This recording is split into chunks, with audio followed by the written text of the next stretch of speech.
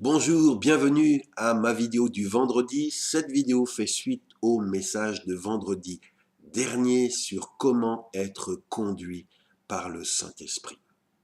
Et nous avons vu que le Saint-Esprit nous conduit en nous parlant. Jésus l'a dit, il dira tout ce qu'il aura entendu. Le Saint-Esprit parle d'abord par la parole de Dieu. Il nous faut donc lire la parole de Dieu. C'est là que nous entendons la voix du Saint-Esprit parce que c'est poussé par le Saint-Esprit que ces auteurs bibliques ont écrit leurs livres. Mais nous l'avons vu aussi vendredi dernier. Le Saint-Esprit peut nous parler directement à l'intérieur de nous.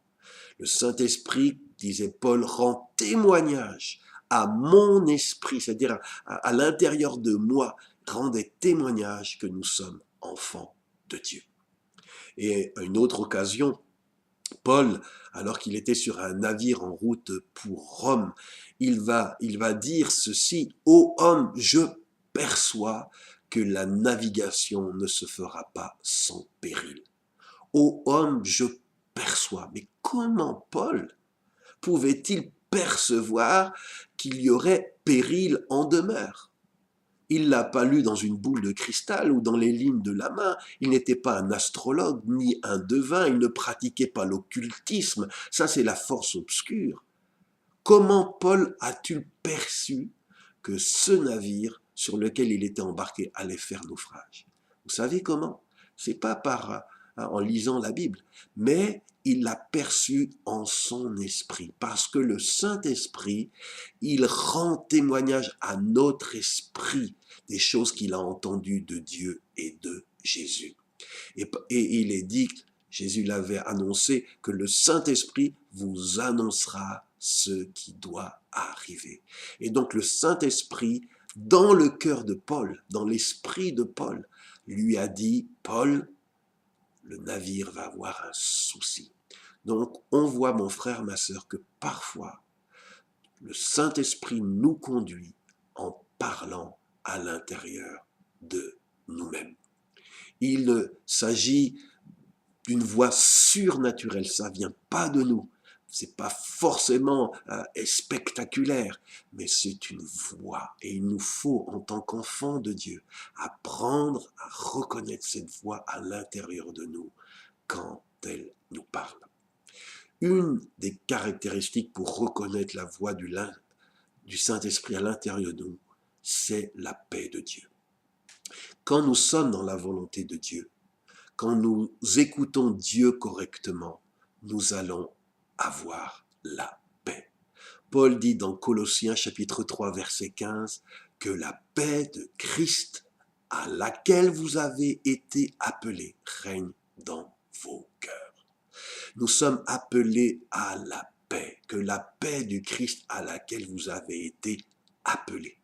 Si tu n'as pas la paix pour aller à tel endroit, pour faire ceci ou pour faire cela, pour épouser telle ou telle personne, pour te lancer dans telle ou telle affaire. Si tu n'as pas la paix, tu n'es pas conduit par l'Esprit de Dieu. Parce que Paul dit dans Colossiens 3,15 que la paix de Christ à laquelle vous avez été appelés règne dans vos cœurs.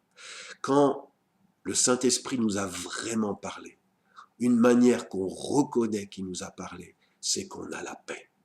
Je vous ai expliqué dans ma vidéo de vendredi dernier que quand Dieu a convaincu ma femme et moi de monter à Paris pour ce rendez-vous, tous les deux, nous avions la paix dans le cœur. Si toi qui m'écoutes, tu n'as pas la paix et tu es prêt à t'engager dans quelque chose, je veux te supplier au nom de Jésus, ne cours pas le risque de t'engager dans quelque chose pour lequel tu n'as pas le témoignage et la paix du Saint-Esprit. Que la paix règne dans vos cœurs. Keith Butler, un prédicateur américain, dit « Je ne saurais vous dire combien de fois suivre la paix de Dieu m'a sauvé la vie. Et je ne saurais vous dire le nombre de fois où je n'ai pas suivi la paix de Dieu et toutes les gamelles qui s'en sont suivies. » le Saint-Esprit nous conduit aussi par un témoignage intérieur, par la paix intérieure, et aussi par la voix de notre conscience. Dans Romains chapitre 9, verset 1, Paul dit « Je dis la vérité, je ne mens pas, ma conscience m'en rend témoignage par le Saint-Esprit. » Nous avons tous une conscience qui nous parle. Et il est dit que le Saint-Esprit, eh bien, il aussi, il rend témoignage à notre conscience. Il influence notre conscience. Et donc, quand on est enfant de Dieu, on doit apprendre aussi à suivre notre conscience. C'est une lumière que Dieu nous donne pour rester sur le bon chemin. Dans Actes 23, verset 1, Paul disait « Homme frère, c'est en toute bonne conscience que je me suis conduit jusqu'à ce jour devant Dieu. C'est en toute bonne conscience que je me suis conduit jusqu'à ce jour devant Dieu. » Est-ce que tu as bonne conscience ou est-ce que tu as mauvaise conscience?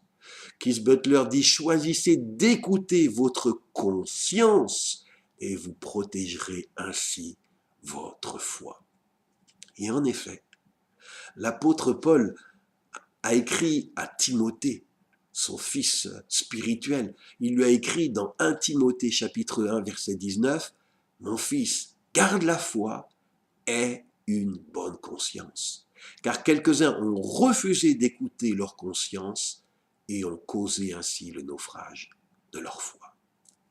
Quand on s'écarte de la voix de notre conscience, on s'écarte aussi de la voix de Dieu, de la voix du Saint-Esprit.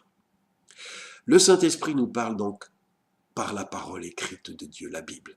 Il nous parle en rendant témoignage à l'intérieur de nous de ce qui est juste de faire ou de ce qui n'est pas juste.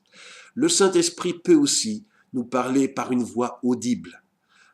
Ce prédicateur dont je vous parlais, Keith Butler, il dit que quand il avait 15 ans, il conduisait sans permis, il allait rendre visite à sa mère qui était à l'hôpital et en garant la voiture sur le parking, il a entendu une voix audible lui dire « Je t'ai appelé au ministère ».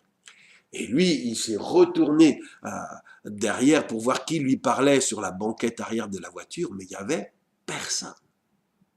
C'était le Saint-Esprit qui lui a parlé ce jour-là, de manière audible pour l'appeler au ministère. Ça arrive, ça peut arriver à un chrétien d'entendre une voix de manière audible, qui peut être la voix du Saint-Esprit, qui lui dit quelque chose qu'il a besoin d'entendre.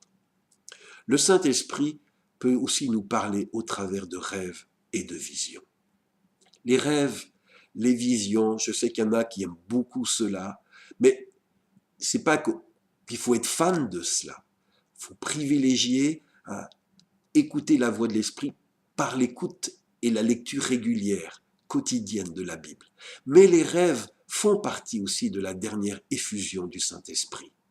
Il est écrit dans les Actes des Apôtres, chapitre 2, versets 16 et 17, « C'est ici ce qui a été dit par le prophète Joël, « Dans les derniers jours, dit Dieu, je répandrai mon esprit sur toute chair, et vos jeunes gens auront des visions, et vos vieillards auront des songes. » Donc ne soyons pas choqués si Dieu nous parle au travers d'un rêve. Il a dit que ça arriverait. On ne recherche pas cela, mais ça peut nous arriver. Je me rappelle, dans mon propre ministère avec mon épouse, il y a eu une période où nous étions attaqués, malmenés de toutes parts. Nous ne comprenions pas ce qui se passait. Et une nuit, j'ai fait un rêve. Je voyais un pré, un champ, entouré d'une clôture, et dans ce champ, il y avait une famille de moutons. Mais des loups venaient et sautaient par-dessus la barrière, la clôture, et entraient dans ce champ et mordaient les brebis, leur faisaient du tort. Et je me suis réveillé et je ne comprenais pas le sens. Et j'ai prié pour demander à Dieu. Et Dieu m'a dit, ces moutons dans ce pré, ça représente votre famille. Et les loups passent par-dessus la clôture pour vous malmener, pour vous attaquer. Et alors j'ai dit, Dieu, oui, c'est ce qui se passe en ce moment dans notre ministère. Et Dieu a dit, il faut faire quelque chose. Et on lui a demandé, mais quoi? Il a dit, il faut élever la barrière, que la barrière soit plus haute pour que les loups ne puissent pas sauter par-dessus. On a demandé à Dieu, mais ça veut dire quoi concrètement? Et Dieu a dit, appelez des intercesseurs. Faites une lettre de nouvelles pour demander à plus de gens de soutenir votre ministère dans la prière. C'est ainsi que vous serez plus couverts, plus protégés et les loups ne pourront plus vous attaquer. Et nous avons fait ce que Dieu nous a dit de faire et les choses sont rentrées dans l'ordre. Je remercie Dieu de nous avoir donné ce rêve qui nous a fait comprendre quelque chose que nous avions besoin d'écouter. Dans le Nouveau Testament, nulle part vous ne trouverez que les chrétiens doivent demander de recevoir des rêves ou des visions. Il nous est dit de chercher Dieu. Et c'est à Dieu lui-même de choisir la manière dont il voudra communiquer avec nous. On ne peut pas forcer la main de Dieu. Quand on force la main de Dieu, on va inventer des choses. On va créer nous-mêmes des choses. Et ce n'est pas juste. Si vous avez un rêve, si vous avez une vision, soumettez-le d'abord à Dieu pour savoir si c'est lui qui l'a inspiré ou si ça vient de votre propre imagination. Et ne courez pas tout de suite vers un prophète ou un pasteur pour leur demander l'interprétation de ce rêve. Si le rêve ou la vision vient de Dieu, Dieu est capable de vous en donner à vous-même la signification. Alors, aussi, gardez bien en mémoire qu'une vision ou un rêve qui vient de Dieu ne peut jamais, jamais contredire la parole de Dieu, la Bible. En ce début d'année 2019, au travers du message de vendredi dernier et de celui d'aujourd'hui, Dieu nous rappelle qu'il a envoyé quelqu'un pour être avec nous, le consolateur. Et que la mission du consolateur est de nous conduire dans toute la vérité. Et Paul nous le disait, laissez ce Saint-Esprit conduire votre vie. Et pour laisser le Saint-Esprit conduire notre vie, il faut écouter la voix du Saint-Esprit au travers de la Bible, au travers du témoignage intérieur, au travers de notre conscience, au travers peut-être d'une parole donnée de prophétie, une parole audible qui nous est donnée, au travers peut-être d'un songe, d'un rêve. Libre au Saint-Esprit de nous parler comme il le jugera bon. Mais à nous, il nous appartient d'écouter, de tendre l'oreille et de suivre ce que l'Esprit de Dieu nous dit. Il connaît quand nous devons partir, quand nous devons rester, quand nous devons acheter, quand nous devons vendre. Il est le consolateur. Il connaît ce qui est devant nous et nous serons protégés et nous serons bénis si nous prenons la peine de nous aligner sur ce que l'Esprit de Dieu nous dit, même si c'est difficile, même si ça ne fait pas sens, même si on n'en a pas envie. C'est pas à nous de décider ce que nous voulons faire, c'est à nous de laisser le Saint-Esprit nous dire quoi faire. J'ai été heureux de partager ces deux messages avec vous. Que le Seigneur Jésus nous aide dans sa grâce à pouvoir mettre en pratique ces messages. Et je vous donne rendez-vous vendredi prochain pour un nouveau rendez-vous dans la parole de Dieu qui nous éclaire et nous fortifie. Bon courage, à bientôt.